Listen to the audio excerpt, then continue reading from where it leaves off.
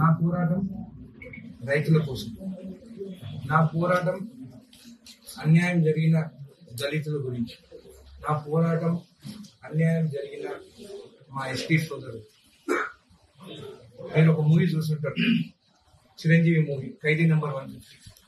దాంట్లో రైతుల భూములు ధనవంతులు లాక్కుంటుంటే చిరంజీవి గారు కుట్టాడాలంటే ఆయన మీద తప్పుడు ఆరోపణలు చేసి జైలు పంపిస్తారు. ఇక్కడ కూడా అదే జరుగుతుంది. నేను కూడా మీ మీడియా వాళ్ళని ఒకటే కోరుకుంటున్నాను, మీ మీడియా అటెన్షన్ ఎక్కడ పోవాలో అక్కడికి వెళ్ళండి, రైతుల కోసం పోరాడండి. నేను కూడా ఆ మూవీలో ఎట్లయితే జరిగిందో, ఆయన ఆ రోజు వాటర్ ట్యాంక్ లో కూర్చొని మీడియా వస్తే అప్పుడు బయటికి ఆ ఇష్యూ అనేది బయటికి వచ్చింది. ఎందుకంటే కొంతమంది ధనవంతులు కావాలని మీడియాకి రాకుండా, అది కాకుండా మిమ్మల్ని కూడా కొంతమంది బెదిరిస్తారు.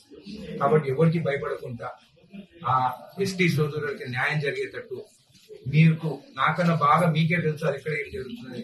ఖచ్చితంగా మిమ్మల్ని అందరినీ ఒకటే కోరుకుంటున్నాను, వాళ్ళ కోసము, న్యాయం కోసము మీడియా వాళ్ళు వాళ్ళకి సపోర్ట్ చేయండి. నా గురించి కాదు, వాళ్ళ గురించి కొట్టాలని చెప్పి తెలియజేస్తాను.